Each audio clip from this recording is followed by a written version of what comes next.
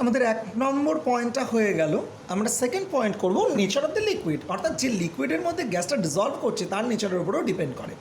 তাহলে এক্ষেত্রেও আমরা জেনে রাখি যে লিকুইডের কী হচ্ছে না নিজের ইন্টারমলিকুলার অ্যাট্রাকশন ফোর্স বেশি, তার ক্ষেত্রে কি হবে, কোনোটা গ্যাস সহজে ডিজলভ করবে। তাহলে আমরা কি লিখতে পারি যে more the intermolecular attraction force between the liquid molecule, greater will be the solubility of the gas in the liquid। অর্থাৎ যে লিকুইডের নিজের ইন্টারমলিকুলার অ্যাট্রাকশন ফোর্স মানে আন্তরাণবিক আকর্ষণ বল বেশি, সেই তরলে বেশি গ্যাস দ্রবীভূত হয়। তাহলে এই সম্বন্ধে আর বেশি আলোচনা করার কিছু নেই।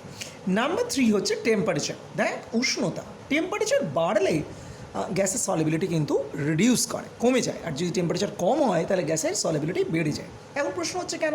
যদি আমরা কমন সেন্স ইউজ করি তাহলেই বুঝতে পারবো। কারণ কী বল, টেম্পারেচার বাড়লে গ্যাসের মলিকিউলগুলোর কাইনেটিক এনার্জি কী হচ্ছে, ইনক্রিজ করে যাচ্ছে। যদি কাইনেটিক এনার্জি ইনক্রিজ করে তাহলে গ্যাস কী হবে, কম ডিজলভ হবে। আর যদি টেম্পারেচার কম থাকে তাহলে kinetic energy of the gas molecule কী হবে, কম হবে। আর কম হলে কী হবে, গ্যাসকে আমরা লিকুইডের মধ্যে ধরে রাখতে পারবো। তাহলে সলিবিলিটি কী হবে, বেড়ে যাবে। তাহলে লেখার সময় কী লিখবো solubility of the gas increases on lower temperature and vice versa. তার মানে গ্যাসের দ্রাব্যতা কম উষ্ণতায় বাড়ে এবং বিপরীত ক্রমে সত্য। তার মানে কি, উষ্ণতা বাড়লে দ্রাব্যতা কমে যায়। তার মানে solubility decreases on increase in temperature. তাহলে গেল আমাদের টেম্পারেচারের ডিপেন্ডেন্স।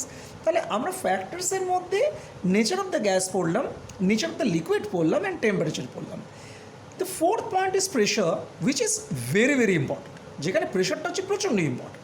তো আমরা প্রেশারের উপরে কীভাবে কাজ করে সেটাকে বলতে তো এমনিও পারি, বাট এটার উপরে হেনরি বলে একজন সায়েন্টিস্ট, তার একটা লজ আছে যাকে আমরা বলি হেনরিস ল। আমরা ক্লাস 11-এ হেনরিস ল পড়েছিলাম গ্যাস পড়ার সময়।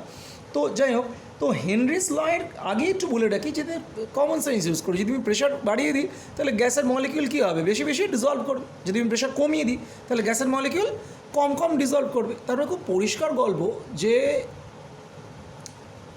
হেনরিস বলছে যে at definite temperature the solubility of the gas is directly proportional to the pressure applied on it. তার মানে কি, যে সলিবিলিটি অফ দ্য গ্যাসের সলিবিলিটি কার সঙ্গে ডিরেক্টলি প্রপোর্শনাল না, প্রেশার অফ দ্য গ্যাস, যে গ্যাসটা আমরা দিচ্ছি তার উপরে যে প্রেশার অ্যাপ্লাই করছে তার সঙ্গে ডিরেক্টলি প্রপোর্শনাল হচ্ছে। তো আমরা লিখেছি দেখ এক্স প্রপোর্শনাল টু পি, যেখানে X mole fraction of the গ্যাসকে রিপ্রেজেন্ট করছে আর পি প্রেশার অফ দ্য গ্যাসকে রিপ্রেজেন্ট করছে। তাহলে X equals to K H P, যেখানে কেইচ কি না, হেনরিস কনস্ট্যান্ট। কোনো জায়গায় আবার উল্টো কথা বলা হয়। তো এইখানে দেখ K H equals to X by P হলো, তাহলে ইউনিট কী দাঁড়াচ্ছে, মোল এটিএম ইনভার্স। কোনো জায়গায় আবার এটা বলা হয় যে pressure P proportional to X, তাহলে P equals to K H X. তো সেক্ষেত্রে আবার K H equals to P by X হয়, ইউনিট হয়ে যায় এটিএম মোল ইনভার্স। যে কোনো একটা ফলো করতে পারিস, কারণ দুটোই চলে, প্রেশার আর মোল ফ্র্যাকশন দুটোই কী হচ্ছে, কাজ করছে। তো যদি কোনো জায়গায় তোকে এই ইউনিটটা দেয় তাহলে বুঝতে পারবি এরা এইভাবে রিপ্রেজেন্ট করেছে, যদি এই ইউনিট দেয় তাহলে এইভাবে রিপ্রেজেন্ট করেছে। আর তোকে যদি কোনো জায়গায় এক্সপ্লেন করতে হয় তুই এই দুটোর মধ্যে যে কোনো একটা বলতে পারিস, এক্স প্রপোর্শনাল টু পি অথবা পি প্রপোর্শনাল টু এক্স। কোনো বইতে এটাও করা থাকে যে এই এক্সটাকে ওরা মোল ফ্র্যাকশন দিয়ে রিপ্রেজেন্ট করে। মোল ফ্র্যাকশন তো রিপ্রেজেন্ট করলেই, মোলের কনসেন্ট্রেশন দিয়ে রিপ্রেজেন্ট করে। তাহলে মোলের কনসেন্ট্রেশন দিয়ে রিপ্রেজেন্ট করলে সেটাকে আমরা কী বলবো, সি বলবো। তাহলে মোলের কনসেন্ট্রেশন ইজ সি। তাহলে আমরা যদি সি দিয়ে রিপ্রেজেন্ট করি তাহলে ব্যাপারটা এরকম হয় যে সি প্রপোর্শনাল টু পি, যেখানে C equals to K H into P, যেখানে K H equals to C by P. তো সি হচ্ছে এখানে মোলের কনসেন্ট্রেশন, দেখ ওপরে আমি লিখে দিয়েছি। তো আমরা এখান থেকে একটা লাইন পেলাম, C equals to K H into P. যদি সেটাকে আমরা ইকুয়েশন অফ স্ট্রেট লাইনের সঙ্গে একটু কম্পেয়ার করি তাহলে Y equals to M X plus C, আমরা কী পাচ্ছি, Y equals to C, X is P and M is K H. কিন্তু দেখ সি এর ভ্যালু এখানে 0 আসছে। যখনই সি এর ভ্যালু 0 হয় তখনই যে লাইনটা অরিজিন দিয়ে পাস থ্রু হয়, মূল বিন্দু দিয়ে পাস থ্রু করে যায়। তাহলে আমরা কী করেছি, ওয়াই অ্যাক্সিসে সি দেখিয়েছি, এক্স অ্যাক্সিসে দেখ পি দেখিয়েছি। তাহলে এখানে যেটা এম, যেটা ওর gradient tan theta equals to কী হচ্ছে এম, আর tan theta equals to K H. তাহলে এখানে থিটা মাপলেই আমরা ট্যান থিটার ভ্যালু পেয়ে যাবো। ট্যান থিটা কী হবে, ওখানকার কেইচের ভ্যালু। তার মানে কেইচের ভ্যালু আমরা এইভাবে ক্যালকুলেট করে নিতে পারি। তাহলে হেনরিস ল থেকে আমাদের কী কোয়েশ্চেন আসতে পারে, হেনরিস ল এর ব্যাখ্যা আসতে পারে, হেনরিস ল এর উপরে কিছু কোয়েশ্চেন আসতে পারে। সেই কোয়েশ্চেনগুলো কীরকম, সেই কোয়েশ্চেনগুলো হচ্ছে যে সোডা ওয়াটারের বটলকে ওপেন করলেই, আনক্যাপ করলেই কী হয় না, গ্যাসের বাবলস ওঠে। কেন ওঠে, তার কারণ হচ্ছে আমরা যদি গ্যাসকে বেশি প্রেশার দিয়ে জলের মধ্যে ডুবিয়ে দিই ডিজলভ করে দিই তো কার্বোনেটেড বেভারেজগুলো তৈরি হয়, যেমন স্প্রাইট তৈরি হয়, কোকাকোলা তৈরি হয়, পেপসি তৈরি হয়। তো সাধারণভাবে এখানে বেশি প্রেশার অ্যাপ্লাই করা আছে। এখন বেশি প্রেশার অ্যাপ্লাই করা আছে যখন আমরা আনক্যাপ করব, তখন ওর ভেতরে যে গ্যাসটা তার প্রেশার আমাদের 1 ATM এর সমান হয়ে যাবে। ধরে নিচ্ছি কোনো একটা স্প্রাইটের বটলের ভেতরে তাকে 5 ATM প্রেশারে কী করা হয়েছে, CO2 গ্যাসকে ডিজলভ করা আছে। যতক্ষণ আনক্যাপ হচ্ছে না, মানে ক্যাপ করা আছে, তো তখন ওর প্রেশার 5 ATM। যাই আমি আনক্যাপ করছি সঙ্গে সঙ্গে ওটার প্রেশার হয়ে যাচ্ছে 1 ATM। এবার আমরা কি বলেছিলাম যে প্রেশারের সঙ্গে ডিরেক্টলি প্রপোর্শনাল কি না, সলিবিলিটি অফ দ্য গ্যাস, গ্যাসের দ্রাব্যতা। যাই প্রেশার কমবে সলিবিলিটি অফ দ্য গ্যাস কমে যাবে, দ্রাব্যতা যেই কমে যাবে, তাই যে অতিরিক্ত গ্যাস যেটা কিনা ডিজলভ ছিল এতক্ষণ জলের মধ্যে বা লিকুইডের মধ্যে, সেটা কী হয়ে যাবে, ফ্রি হয়ে যাবে। তো ফ্রি হবে কী হিসাবে, বাবলস তৈরি করবে। সেই কারণে দেখতে পাওয়া যায় যে কোনো একটা স্প্রাইটের বটল বা যে কোনো ধরনের কার্বোনেটেড বেভারেজের বটল যখন আমরা আনক্যাপ করি, সোডা ওয়াটারের বটল যখন আমরা খুলি, তখন তার মধ্যে থেকে কী হয়, এভারভেসেন্স হয়, অর্থাৎ ভিতর থেকে বাবলস বেরিয়ে আসে। তো সেই বাবলসগুলো CO2 এর বাবলস অবভিয়াসলি। তো দেখ, এটা হেনরিস ল দিয়ে আমরা এক্সপ্লেন করতে পারি। তাহলে আমরা কোয়েশ্চেন লিখতে পারি যে Y CO2 or why gas bubbles comes out from the soda water bottle when it is opened।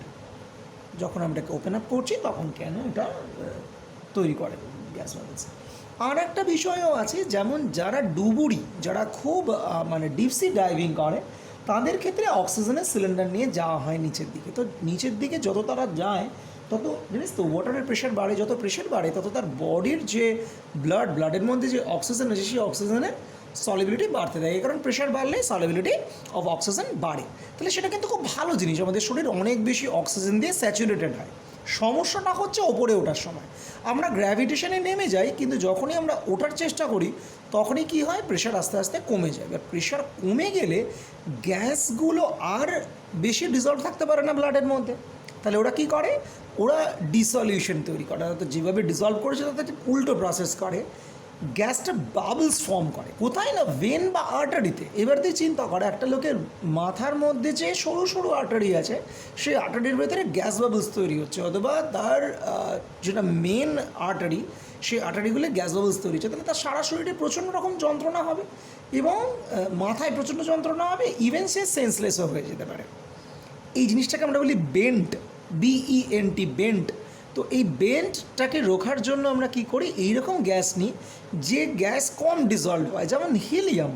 হিলিয়ামের কি আছে না, ক্রিটিক্যাল টেম্পারেচার অনেক বেশি। আমরা কিছুক্ষণ আগে আলোচনা করলাম যে যাদের ক্রিটিক্যাল টেম্পারেচার বেশি, না ক্রিটিক্যাল টেম্পারেচার ওর কম, সরি, হিলিয়ামের ক্রিটিক্যাল টেম্পারেচার কম, সে কারণে ওর ডিজলভ কম হয়। সে কারণে কী হয় না, হিলিয়ামকে আমরা অক্সিজেনের সঙ্গে মিশিয়ে দিই, অক্সিজেন 20% রাখি, হিলিয়াম রাখি 80%। তাতে কী হয় যে অক্সিজেনে ডিজলভ করে, তাহলে 20% অক্সিজেন ডিজলভ করছে, ফলে বেশি ডিজলভ করতে পারছে না। ফলে দেখা যাচ্ছে কি, যখন একটা ডুবুরি আস্তে আস্তে উপরের দিকে উঠছে তখন তার বাবলস ফর্ম করছে না। তো সেই কারণে আমরা কী করি, আমরা একটা গ্যাস মিশিয়ে, যেটা ডিজলভই হয় না, যেমন একটা হিলিয়াম মিশিয়ে দেওয়া হয়। তো এইটা হচ্ছে সেই প্রসেস যেভাবে বেন্ট ব্যাপারটাকে আমরা অ্যাভয়েড করতে পারি। তাহলে কোয়েশ্চেন কী আসে, হোয়াট ইজ বেন্ট, একটা কোয়েশ্চেন করি, বেন্ট কি, what is bent and what is the cause of bent. হ্যাঁ, তাহলে কজ বলতে গেলে আমাদের সেই হেনরিস ল আসতে হবে, বলতে হবে যে ডিজলভ করছে, এটাও হেনরিস ল মেনে। আবার যখন আমরা প্রেশার কমিয়ে দিচ্ছি, যখন কোনো একটা ডুবুরি বা কোনো একটা ডিপসি ডাইভার আস্তে আস্তে ওপরের দিকে উঠছে, তখন কিন্তু তার কী হচ্ছে না, গ্যাসগুলোর সলিবিলিটি কমে যাচ্ছে, ফলে সেগুলো বাবলস তৈরি করছে, বাবলসের জন্য তার পেন হচ্ছে, এটাকে আমরা বলি বেন্ট। আর একটা ফ্যাক্টরও কাজ করে, আর একটা বিষয়ও হয়, যেমন হচ্ছে যে সবাই শুনেছিস যে এভারেস্টে বা কাঞ্চনজঙ্ঘা এরকম ধরনের মাউন্টেন পিকে যাওয়ার জন্য আমাদের অক্সিজেন সিলিন্ডার নিয়ে যেতে হয়। সেখানে ঠিক উল্টো ঘটনা ঘটে। কী হয় না, যত ওপরে ওটা হয় তত কিন্তু প্রেশার কমতে থাকে, যত অ্যাটমসফিয়ারিক প্রেশার কম থাকে তত কিন্তু ব্লাডের মধ্যে অক্সিজেন কম ডিজলভড হয়।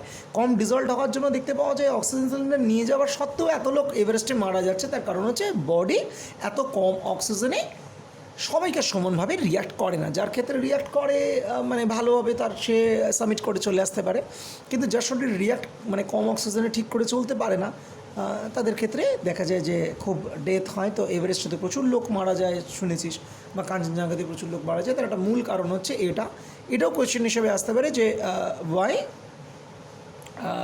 Mountaineers suffers in high mountain like Everest. কেন তারা সাফার করে সেটাও কিন্তু হেনরিস ল দিয়েই আমরা কী করতে পারি, ব্যাখ্যা করতে পারি যে পর্বতারোহীরা কেন উচ্চ পর্বতে গেলে, এভারেস্টের মতন উচ্চ পর্বতে গেলে অসুবিধায় পড়েন, অক্সিজেন জনিত অসুবিধায় পড়েন যদিও অক্সিজেন সিলিন্ডার থাকে। তো এই গেল আমাদের হেনরিস ল রিলেটেড যে কোয়েশ্চেনগুলো আছে। হেনরিস ল তো স্টেটমেন্ট আসতেই পারে যে state Henry's law and explain, তাহলে তো আমরা কী করবো, হেনরিস ল বলবো আর এক্সপ্লেন করে দেবো। এরপরে দেখ যে পার্টটা আমাদের রয়েছে সেটা হচ্ছে ভেপার প্রেশার। দেখ ভেপার প্রেশার মানে হচ্ছে বাষ্প, ভেপার মানে হচ্ছে বাষ্প, আর প্রেশার মানে হচ্ছে চাপ, তার মানে বাষ্প চাপ। তার মানে কোনো একটা লিকুইড যখন ভেপার ফর্মে আসে তখন সে গ্যাসিয়াসের মতনই আচরণ করে। আর আমরা জানি সকল গ্যাস কী করে বল, ইয়েকে তার যে কন্টেনার, সে কন্টেনারের মধ্যে কী হয় বল, অনেক বেশি প্রেশার ক্রিয়েট করে। এবার এই যে প্রেশার ক্রিয়েট করছে কোনো একটা গ্যাস তার কন্টেনারের ওয়ালে, সেটাকে আমরা ভেপার প্রেশার বলি? একদমই নয়, সেটাকে আমরা ভেপার প্রেশার বলি না। ভেপার প্রেশারের সম্বন্ধে আমরা কিন্তু ইকুইলিব্রিয়াম চ্যাপ্টারে পড়েছিলাম।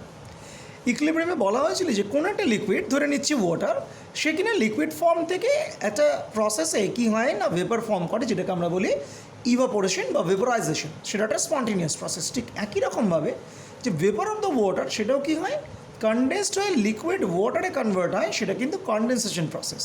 তো at a time simultaneously vaporisation আর কনডেনসেশন চলতে থাকে। তার মানে জল একবার ভেপারে কনভার্ট হয়, ভেপার আবার কী হয় না ওয়াটারে কনভার্ট হয়। তো এই দুটো যখন অপোজিট প্রসেস চলে তখন একটা সময় আসে যখন রেট অফ ভেপারাইজেশন অর্থাৎ বাষ্পায়নের হার আর রেট অফ কনডেনসেশন তার মানে ঘনীভবনের হার কী হয়ে যায়, ইকুয়াল হয়ে যায়।